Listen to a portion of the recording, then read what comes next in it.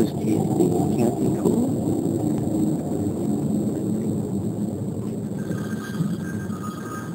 Unfortunately, you can't see Darren Hitch here, but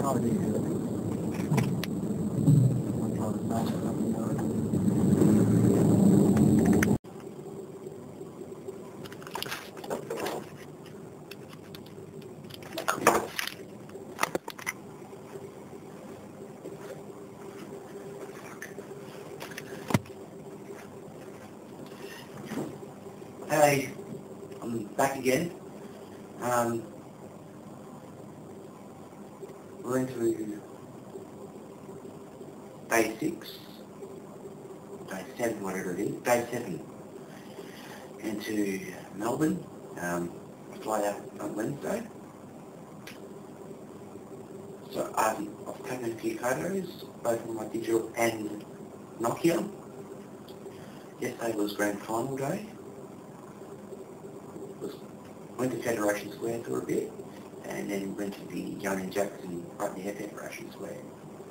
Had a few drinks. I had to cancel one of the tours tomorrow because we'll be coming to my hotel at 7:20 in the morning, where I'll be still asleep. And I just said, look, obvious reasons, I won't get up that time. I'd be hard to sleep. But that's okay. There'll be more time to sightsee, and they're going to refund my money. Bonus.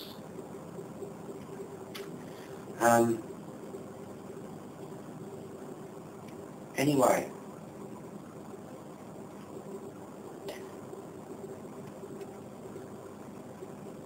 I brought a few things for the guys at work.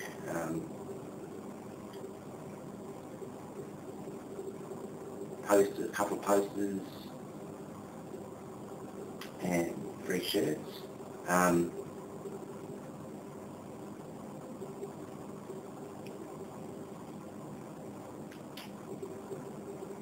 Anyway, while I'm here, I just want to show you something.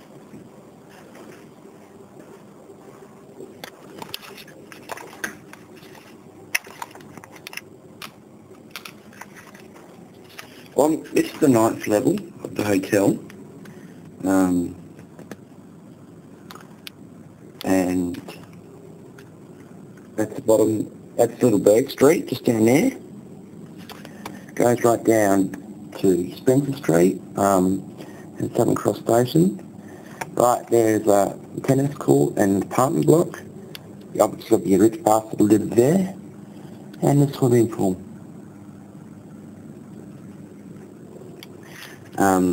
The AP building, right there.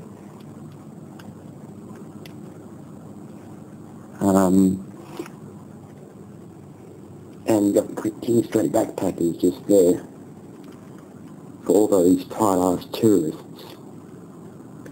And just right, and that street just right there is obviously King Street, and Burke Street just next street along.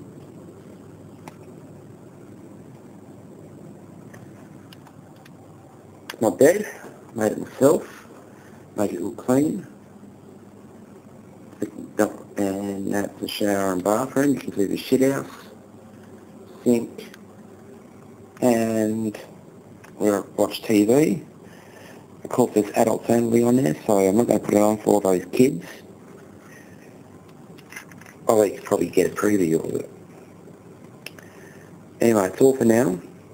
I'll put some more on later tomorrow. You can see that big house up there.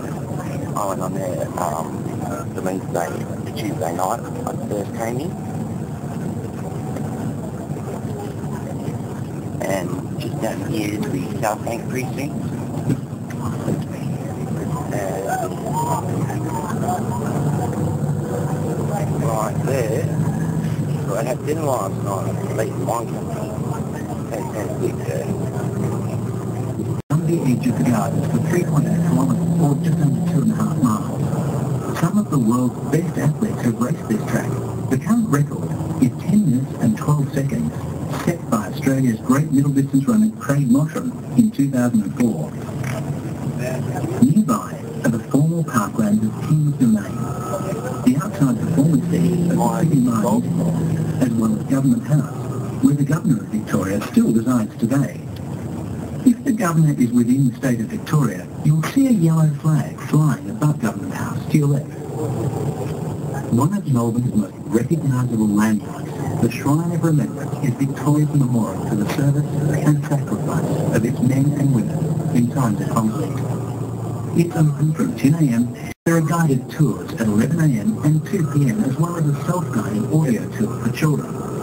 See the Shrine's Visitor Centre on its city site for details. See the award-winning Visitor Centre near the next stop at the Old Melbourne Observatory.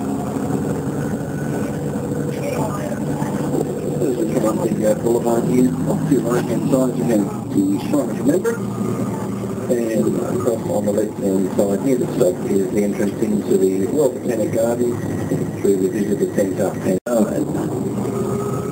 So that's the Rhodes Cottage. Rhodes Cottage is right over here.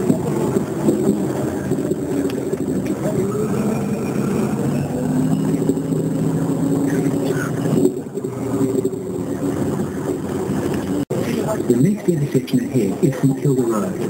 Just behind the buildings to the left, across this intersection, is Albert Park Lane. This is where the Australian Formula 1 and fans of all Melbourne tree-lined water and links the city with the Bayside suburbs. It's just a short ride from the number 16 track from here to one of the city's most popular swimming beaches at St Kilda. While you're there, explore this hip Bayside precinct famous for its shopping, restaurants, cafes and traditional cake shops.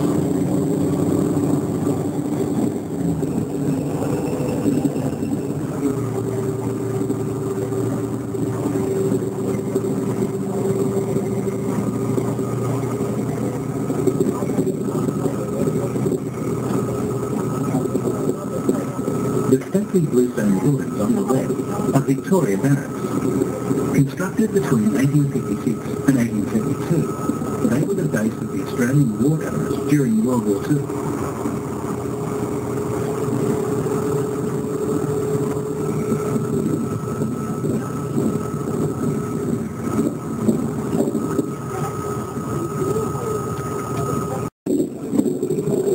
So just coming in now to stop number 1 for the Arts Precinct. On our left is the National Gallery of Victoria. The next building along, the one with the spire over the top, is the Arts Centre.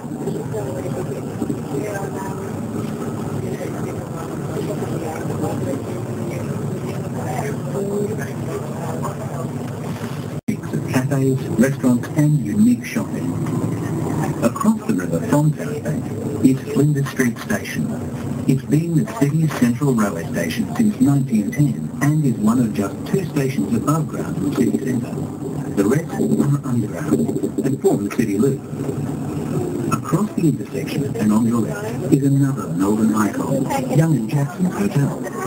One of the city's oldest pubs, it's famous for its French nude portrait of Chloe, which has hung there since 1909. Coming up at the next intersection, on our right, is Federation Square, Melbourne's main meeting place. You'll find the Melbourne Visitor Centre here, our one-stop shop for tourist information and booking services. It's open daily from 9 a.m. to 6 p.m. Opposite Federation Square ahead is St Paul's Cathedral, coming up at stop 2.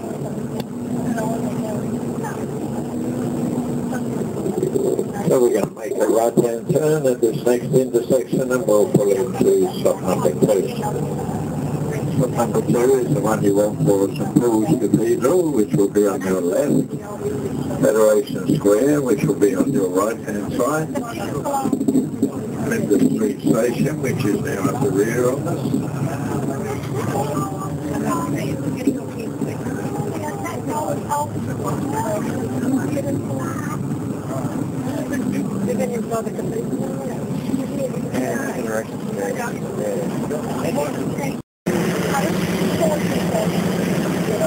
The reason I asked before 2002 was, 2006 we voted for the Commonwealth Games here, and we rebuilt what we call here the northern side of the ground.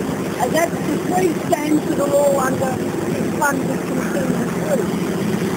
What we did was we knocked down 3 old stands that had a new fire gate, and we rebuilt it over 4 years by doing a stand at a time rather than knocking them all down at one stage. It wasn't a refurbish, it was a total rebuild. Now, we first knocked down over here, you'll see the grey seats of W.H. Consford, it's got 2004 on it. That was the old Bill Consford stand that used to have 1960 on it. You don't know who Bill Consford was. He was an opening back for Australia and he played in the same era as Sir Donald Godwin. Now, that was the first old stand we knocked down immediately after the 2002 AFL Grand Final. When that was nearly completed, you'll see here the green seats. You'll see light green, dark green and light green. Up the top you'll see Melbourne Cricket Club. That's all the members of the Melbourne Cricket Club area. This is the blazer of the Melbourne Cricket Club and the colours of the Melbourne Cricket Club. I need to be a member of the Melbourne Cricket Club to be a volunteer guide. So we knocked down all of the old members because the stand that was there was built in 1976. So you can imagine the facilities were quite outdated there.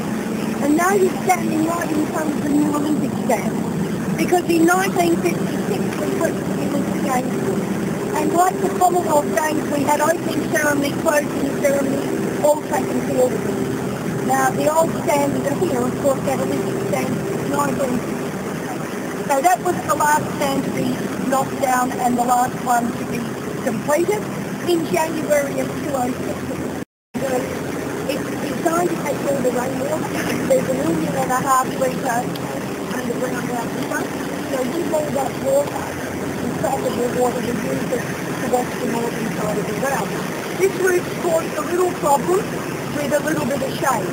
Now, it's getting less of a shade now because we're moving into summer and the sun's getting hotter. It's during the winter when the sun drops quite low this week. We're spending $55 million over there. Nothing structurally is changing. But we're ripping out all the toilets, all the kitchen outlets, all the food outlets, and we're bringing that right up to the standard of what we've got here over on the northern side of the ground. So it'll be a whole lot different there. It'll be the same stand. 19 years ago when they built it was fantastic. But compared to what there's 6 artificial surfaces in here, and through the back window you can actually see the outdoor cricket nets. There's a bunch of stairs over here on the corner, and during the whole of summer, if it's Sheffield Shield cricket or it's international cricket, naturally the players will be out at the outdoor cricket wickets having a warm-up. But if there's one cricket here and there's a rain delay, they will actually come in here, and each team will take 3 of those artificial pitches each, and they'll bat and bowl in here until they fall back outside. Because you have to understand there's no football training on this oval during the year at all, and there's no cricket training on our oval out there. It's all done, the football teams train at the original grounds that they originated from, well over 100 years ago, and the cricketers train in here during the winter, which is the Victorian team. Or they can't use the outdoor netting because they're not allowed, so they train indoors, or they go down to the Melbourne Oval in Melbourne Park. But also, this operates every day of the week because the young boys that are on VIS scholarship, that's the Victorian Institute of Sport, which is an arm of the Australian Institute of Sport, which has its headquarters in Canberra. If you're good enough for selection, the VIS does their selection in here for scholarship. And then the scholarship kids are in here with their batting coaches and their bowling coaches right through the whole of the year. So they're not in here in the morning and then they'll go off to school in the afternoon or vice versa. But for the last month, every single day of the weekend in the bush range has been in here training. But this was all taken over, all the pictures were covered in rubber matting during the week last week, and all this was just all blacked out with black curtains. Because down area there was all used by people that were involved with all the entertainment and the lead up to what was going on before the grand final started. Of course they could have used the change rooms downstairs because the football was winning. Okay,